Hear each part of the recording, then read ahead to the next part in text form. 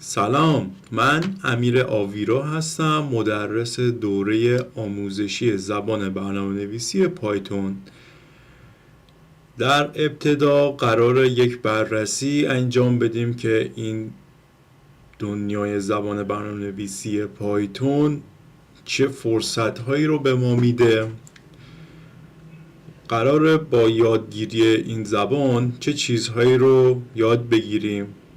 یک مقداری روی بحث سایکولوژی روانی یک فردی که میخواد برنامه نویس بشه، کد میخواد بزنه ساعتهای طولانی مدتی و میخواد پشت لپتاپ، کامپیوتر یا سیستمی بشینه و فکر بکنه و شروع کنه به کد زدن یه مسئله رو حل بکنه.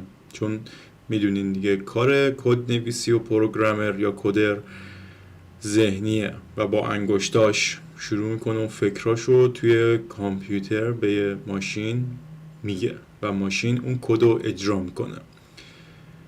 ما توی این دوره قراره که یه سری پیش نیازها رو بررسی بکنیم و عرض به خدمتتون که در ادامه بیایم یه نقد و بررسی داشته باشیم که مسیر یادگیری و بازار کار برای توسعه دهندگان به چه شکله، چه فرصت‌هایی براشون وجود داره، چه امکاناتی براشون فراهم شده و برای افرادی که هیچ پیش زمینه‌ای در مورد کد نویسی، الگوریتم نویسی و پیش کد ندارن صحبت میکنیم که چطور یک سوال رو حلش بکنیم، فارغ از اینکه به چه زبانی میخوایم اون کد رو بزنیم. صرفا در ابتدا قراره که ما الگوریتم رو حل بکنیم. این الگوریتم رو وقتی یک فردی بتونه حل بکنه و در بیاره که در واقع بیشتر مسیر رو طی کرده و بعدش میاد سبک پیاده سازی. حالا میخوایم توی این دوره پیاده سازی به زبان برنامه‌نویسی پایتون رو یاد بگیریم و اون الگوریتمایی که در آوردیم رو به زبان سینتکس و نحو پیاده سازی پایتون داشته باشیم. خب مهم اینه که ابتدا الگوریتم رو در بیاریم و یه پیشکدی بنویسیم و اونو حالا طبق یه سری اصول بیایم تبدیل به زبان برنامه‌نویسی پایتون بکنیم. پس ابتدا باید الگوریتم نویسی رو یاد بگیریم که راجبش صحبت میکنم و چند مثال باهاتون حل میکنم. اینکه حالا که نحوه پیاده سازی، اینجا که الگوریتم در آوردیم حالا یه سری نیازهایی داریم برای پیاده سازی و اون پیاده سازی رو توسط پایتون ما میخوایم انجام بدیم و مستقیما وارد کد نویسی میشیم، وارد محیط ادیتورمون میشیم و شروع میکنیم به کد زدن و توی بخش‌های مختلف یه سری تمرین پایتونی رو با هم دیگه حل میکنیم. این قسمتی از سرفصل‌هایی هستش که میخوایم با هم دیگه مرور بکنیم و در واقع خب این لیست خیلی طولانی تره، ادامه دار هست، ولی خب به همین قسمتش تا همینجاش من بسنده میکنم که شما خیلی دیگه ناراحت و آزرده خاطر نشین که وای این چه لیست عریض و طویلیه که ما میخوایم یاد بگیریم. ولی خب حقیقتش رو بخواین تمام این چیزهایی که اینجا نوشته شده از دل کار استخراج شده، جزء اصول کاره و هر کدومش یک زمانی برای ما یک کاربردی داره و اگه هر کدومش رو عبور بکنین و از روش بگذرین و یادش نگیرین، در آینده که وارد دوره پیشرفته میشیم و یه فریمورک رو میخوایم یاد بگیریم نیاز هست که دوباره برگردین و بیاین مثلا این پیمایش لیست رو یاد بگیرین. شاید لیست رو بلد باشی ولی پیمایش بلد نباشی، کارت گره میخوره. در واقع اینا هر کدوم یه ابزاره که ما با استفاده از این بستر و این ابزارهایی که اینجا داریم میاییم یک فضایی رو، یک ابزاری رو برای خودمون طراحی میکنیم که کارمون راحت تر بشه و یک سری مسائل پیچیده رو بتونیم حلش بکنیم. خب میخوایم در مورد پیش نیازهای برنامه‌نویسی براتون صحبت بکنم.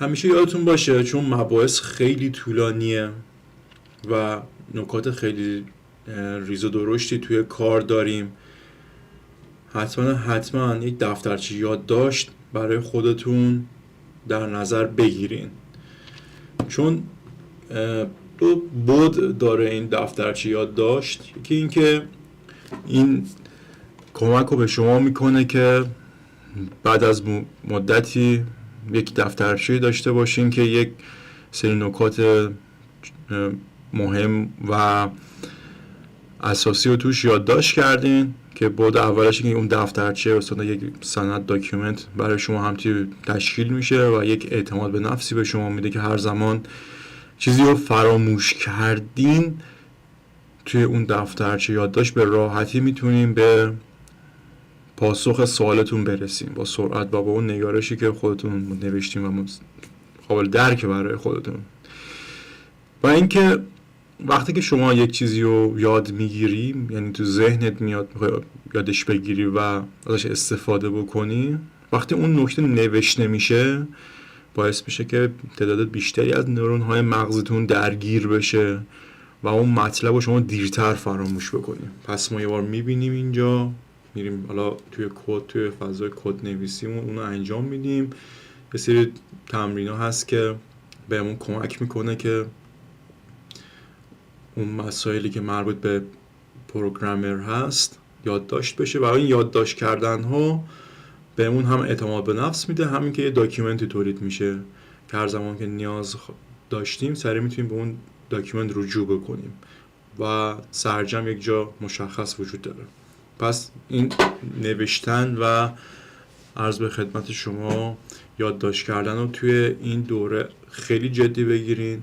تمام این نکات از دل کار استخراج شده، هر کدومش به یه دلیلی اینجا وجود داره و کم اهمیت نباشه براتون و سرسری به قول معروف روش عبور نکنید. ویدیو رکوردر لازمه. خب بعضی موقع هستش که ما یه سری چیزایی رو میبینیم و باید ضبط بکنیم که حالا یه ابزاریه که برای پروگرامرها به نسبت استفاده میشه و داشته باشین توی کامپیوتر، تو سیستم عاملتون نصب باشه. خب بعضی موقع هستش که انسان یکم مشکلاتی براش پیش میاد و شاید حوصله نداشته باشه یا در حین کد زدن ذهنش پرت بشه و نتونه خوب تمرکز بکنه. خب سریع ترین راه و کم هزینه ترین راه اینه که ما بیایم اون افکار رو روی کاغذ بنویسیم، روی دفترچه یا روی تیکه کاغذی بنویسیم، صرفا برای اینکه فقط از ذهنمون اون لحظه خارج بشه و در حین کد زدن ما بتونیم تمرکز بکنیم روی کارمون. تمرکز کردن توی این موضوع توی مسئله کد نویسی خیلی مهمه. یک رشته افکار با توی ذهنتون در تشکیل بشه و در نظر داشته باشین اون رشته افکار رو و در جلوتر در ادامه اون رشته افکار برای شما یک سری کد تولید میکنه که اون کدها یه سری دستورات رو برای شما اجرا میکنه. حالا جلوتر که بریم متوجه منظورم باز شاید بهتر بشین. پس این بحث تمرکز رو جدی بگیرین و نذارین عاملی باعث حواس پرتیتون بشه. بذارین که قشنگ اون فوکوس و تمرکزتون روی اون مسئله باشه که دارین حل میکنین و در واقع نوشتن افکار باعث آزاد شدن ذهن برای تمرکز روی یک کاری میشه. شما کلا توی زندگیتون هر وقت یه چیزی رو بنویسین، چیزی که تو ذهنتون باشه بنویسیش، خیلی بهت کمک میکنه که ذهن آزادی داشته باشی و کم حال بهتری پیدا بکنی در لحظه بدون هیچ حالا محرکی. و این یک حالا روش اثبات شده و توی کتاب‌های روانشناسی خیلی روش مانور داده میشه که شما افکارتو بنویس تا از ذهنت خارج بشه. وقتی ذهنت خارج بشه و روی کاغذ بیاد یک نمود عینی و منطقی پیدا میکنه و میبینه که خب مغزمون میتونه بخونه. خب این بود، من داشتم بهش فکر میکنم، این ذهن من مخدوش کرده بود و این باعث میشه که ذهن آزاد بشه و خیلی روی تمرکز و حس خوب آدم ها تأثیر داره و مؤثره. خب ما به عنوان یک فردی که قرار پروگرامر بشیم، کدی رو تایپ بکنیم، ابزار اصلی ما، محل ورود اطلاعات ما به کامپیوتر کیبورده که این کیبورد در واقع دروازه ورود اطلاعات ما و ابزار اصلی ما در زمان کدنویسی هست. شما حالا میتونید، خب غالبا خیلی از آدما با کامپیوتر کار کردن و آشنا هستن و میتونن تایپ بکنن. یکی یه انگشتی تایپ میکنه، یکی دو انگشتی تایپ میکنه، یکی 4 انگشتی، یکی هم 10 انگشتی تایپ میکنه. در واقع شما وقتی که 10 انگشتی تایپ بکنی سرعت بالایی داری، دوباره اون تمرکزه دیگه به کیبورد نگاه نمی‌کنی، به مانیتورت نگاه می‌کنی و شروع می‌کنی به تایپ کردن. خب پس ما اینو به عنوان یک ابزار و تکنیک باید یاد داشته باشیم، تایپ 10 انگشتی رو، که با حداقل تمرین روزی 15 دقیقه بعد 2-3 ماه به اون نقطه میرسی که دیگه خیلی وابسته به نگاه کردن به کیبورد نباشی و به راحتی بتونی کلمات رو تایپ بکنی. اگه دقت کرده باشین روی کیبورد روی کلمه F و J دو تا برآمدگی وجود داره که وقتی که آدم انگشتش روش میکشه یا روش قرار میده اونا رو حس میکنه و در واقع این علامته برای تایپ 10 انگشتی کارها. این علامته که من وقتی که نمیخوام به کیبورد نگاه بکنم انگشتامو روی کیبورد میذارم، میفهمم که انگشت اشاره سمت راستم روی J هست یا انگشت اشاره سمت دست چپم روی F هست و کم کم این نکته رو میفهمم که انگشتم الان کجاست. سمت چپیش H، سمت راستیش K یا بالاش U یا پایینش N و M و به مرور جاها رو پیدا میکنی و این ترتیب کلمات که اینجا قرار داده شده بر اساس پر استفاده بودنه که دقیقا عین ماشین تحریره. حالا برای اینکه این جاها رو ما حفظ بشیم و فارغ بشیم از اینکه کجای کار هستیم و کیبوردمون به چه شکله و حروف کجا قرار دارن، بهتره که تمرینامون رو کنیم. یکی هست به اسم typing.ir. خب سایت خیلی زیادی هست که این کار رو برای ما انجام میده، ولی خب این سایت بدی نیست که وارد میشین و حالا من زدم روی student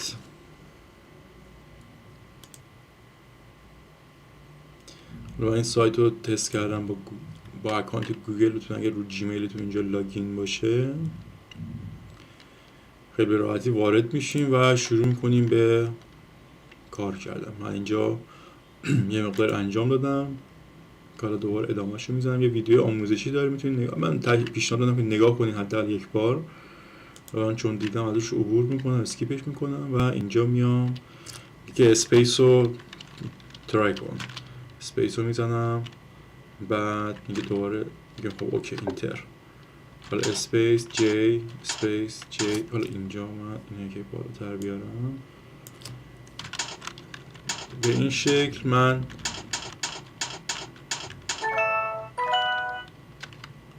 این تمرین رو انجام دادم. بعد میخوام برم مرحله بعد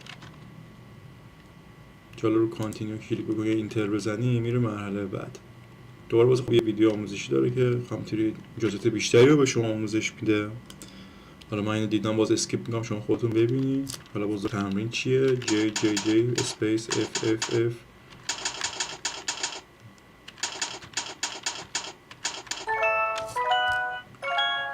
و بر اساس سرعت و حالا جواب ریسپانسی که اینجا ایجاد میکنین به شما استار میده و به همین شکل ادامه بدین تا به نسبت جای حروف ها رو حفظ بشیم و به خاطر بسپارین که کجا چیه و این حالا همینطوری ادامه پیدا میکنه و حروف های دیگه هم بهش اضافه میشه.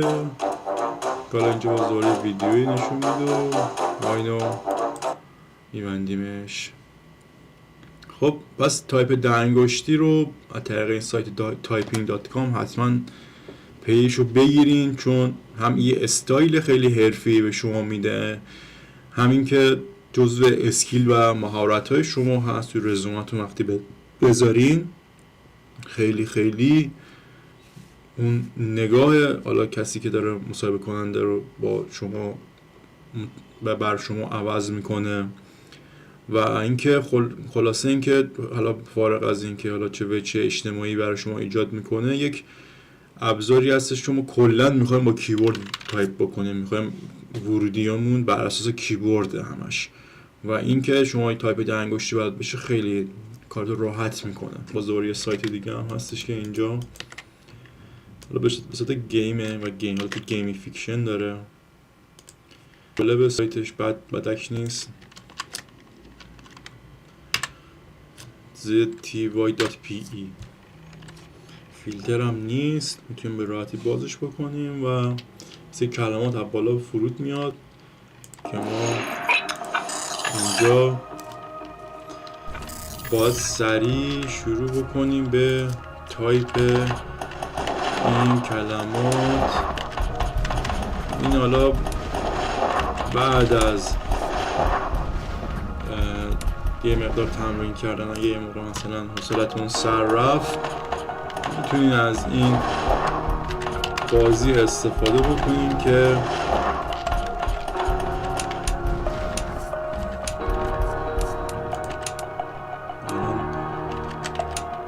کیبوردم شد نمیخوره.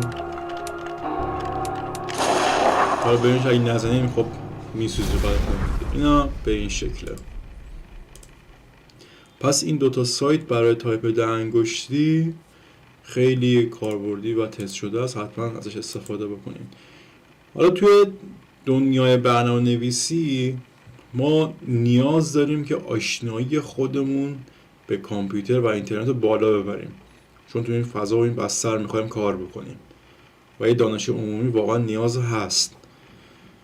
در واقع منظورم اینه که شما خودتون بیشتر درگیر بکنیم با این دنیای بزرگ، چون انقدر چیزهای مختلفی وجود داره که برای یادگیری توی دنیای کامپیوتر و اینترنت، چیزای عمومی، چیزای تخصصی نه. حالا مثلا این فیلد خود برنامه‌نویسی پایتون خودش یه فیلد کاملا تخصصیه که زیر شاخه‌های زیاده هم داره و هر کدوم باز دوباره مطالب خاص خودش داره، ولی خب شما هرچی دانش عمومی بالاتر باشه توی حل مسئله تواناتری.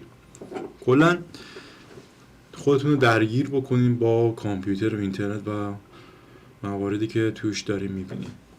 خب ما چون یک کار ذهنی داریم شروع میکنیم و میخوایم به صورت ذهنی مسائلمون رو حل بکنیم و درگیر بکنیم خودمونو، خب یک ذهن ورزیده میطلبه از ما که این رو داشته باشیم و روش کار بکنیم و تمرین بکنیم، چون این یک شبه قرار نیست اتفاق بیفته. قراره که ما توی بازه زمانی 3 تا 6 ماهه با یه سری تمارین خودمون رو آماده بکنیم برای لول آپ، برای اینکه خودمون سطح کاریمون و حالا مسائلی که باش هست روبرو هستیم با کمک یک ذهن آماده و به قولی وارم آپ شده، گرم شده، بریم به جدال مسائل شاید به ظاهر پیچیده برنامه نویسی که حالا نحوه و شکل پیاده سازیش با قالب پایتون هست. که حالا توی دوره مقدماتی ما میایم یه سری اصول ابتدایی رو یاد میگیریم و بعدش وارد یک فضای فریمورک بهش میگن اصطلاحاً، که باش مثلا میشه سایت طراحی کرد، میشه اپ طراحی کرد، میشه وب اسکرپینگ انجام داد، مثلا یه سری دادارت توی وبسایت ها استخراج کرد و بر اساس اونها مثلا یه سری تصمیم گیری ها انجام داد، یه سری اتوماسیون و مثلا ربات توره وب اسکرپینگ، یا مثلا بریم تو مسئله ماشین لرنینگ، یا مثلا خیلی چیزای فیلدهای زیادی وجود داره، مثلا بریم تو حوزه پای گیم، حالا جلوتر راجع بهش صحبت می‌کنیم. ولی خب اینا همه مستلزم اینه که ما یک ذهن به نسبت ورزیده داشته باشیم. خب برای این کار ما با یه سری مقدمات ریاضی که خب قاعدتاً هممون تو مدرسه اینا خوندیم و نیاز به یه حافظه خوب به نسبت خوب داریم، چون مطالب واقعا سخت نیست، فقط خیلی جدیده و این جدید بودنش یه مقداری شاید ما رو تحت تاثیر قرار بده. در واقع